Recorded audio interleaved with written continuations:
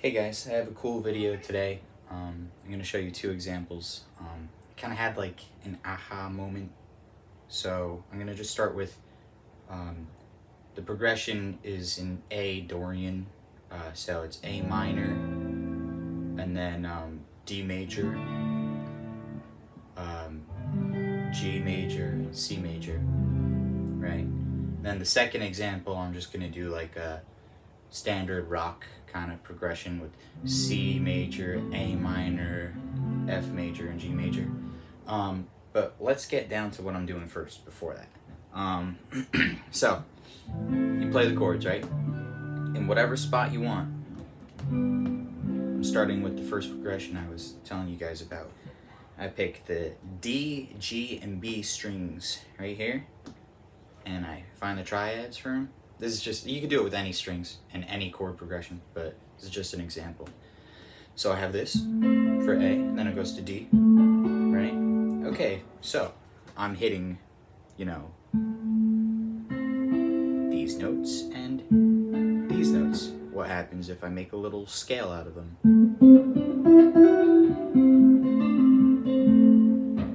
And I do that for everything, right?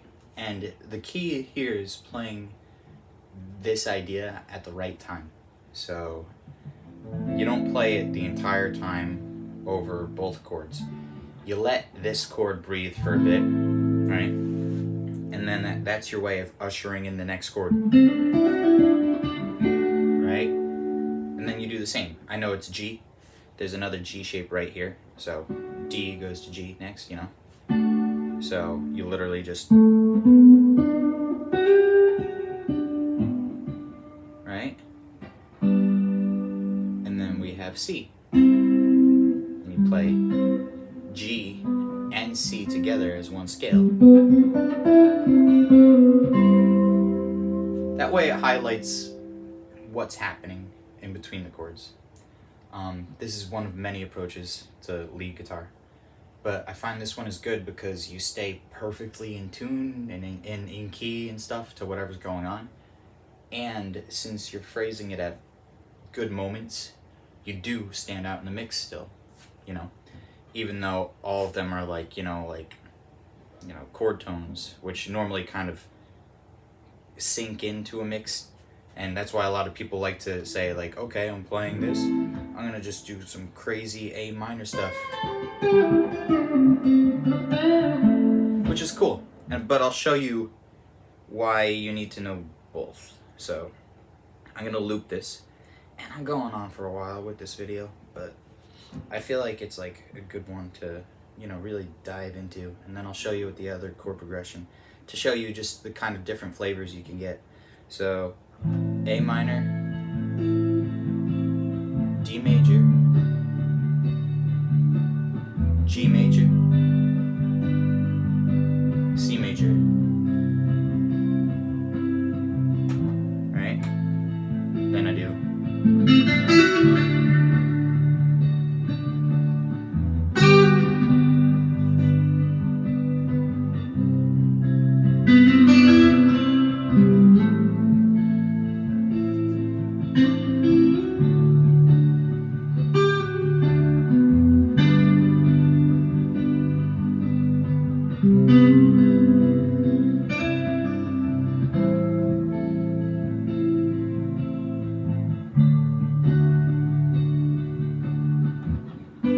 Right? Cool. I ended that Dorian progression on G. It's just, something I like to do sometimes. So, let's do that with the C one, okay? And I'm gonna use, so right here we have C again, right? Then A minor's here. So we have, that's not a shape you see all the time, people improvising over, right? So that's my idea for how I'm gonna go from C to A. Then from A to F, all I could think of in the moment was just this.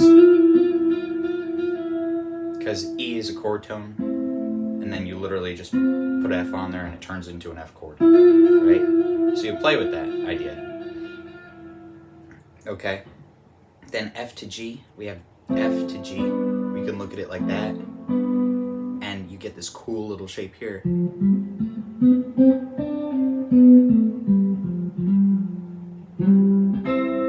Okay?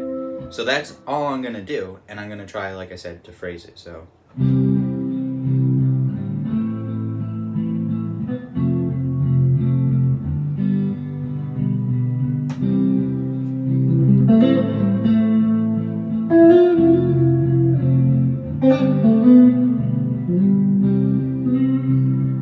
See? Just that was nice.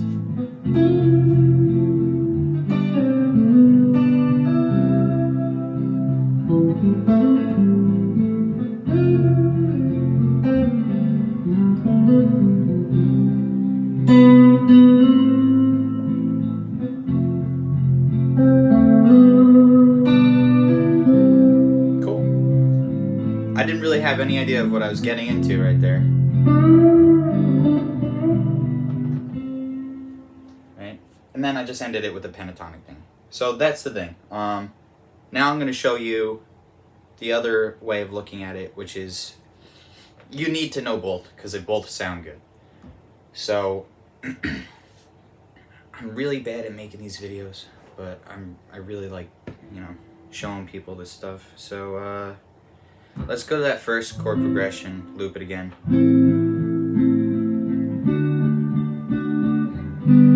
Alright. Again, that's A minor, D major, G major, and then C. And now we're just going to do an A minor pentatonic. Get a little grit in there.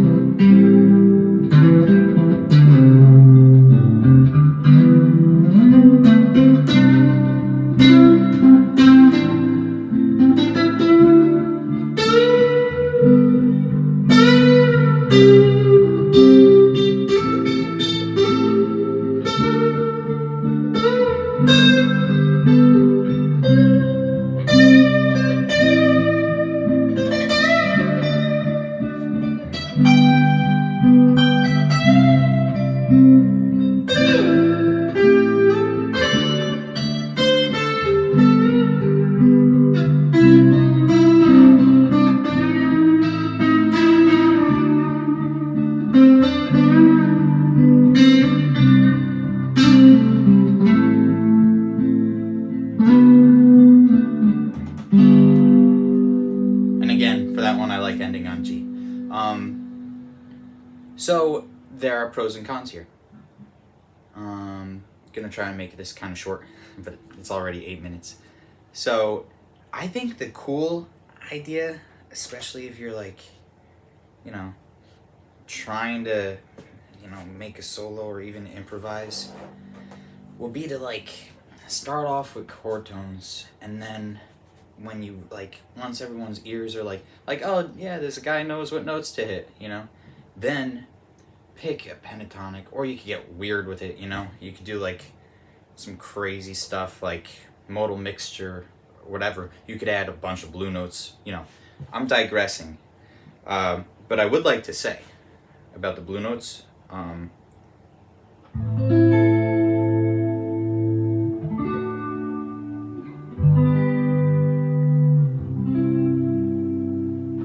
that you can pretty much always add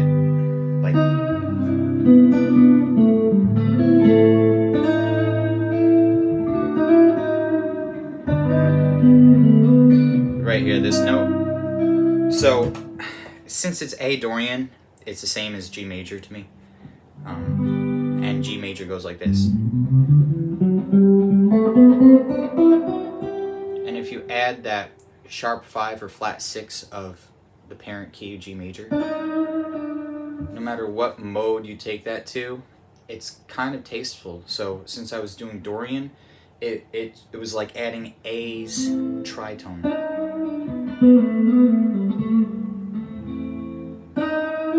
See, it gives a cool effect.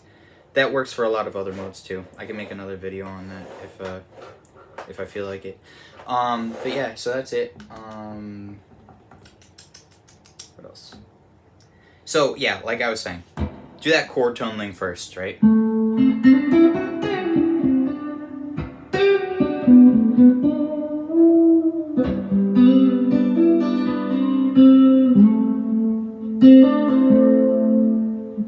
Right?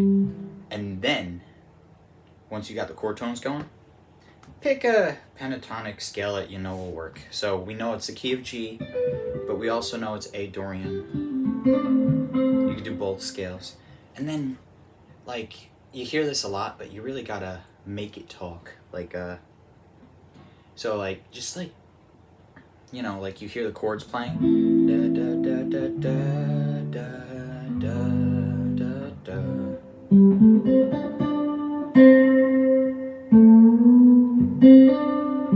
Right? And the cool thing about pentatonic scales on guitar, I should have been hitting that note, but I was just, right? Bending to it. It's another thing. This is a long video, but there's a lot of like really cool concepts, especially if you weren't already aware of them or if you just needed to be reminded of them. So I hope you guys enjoyed it.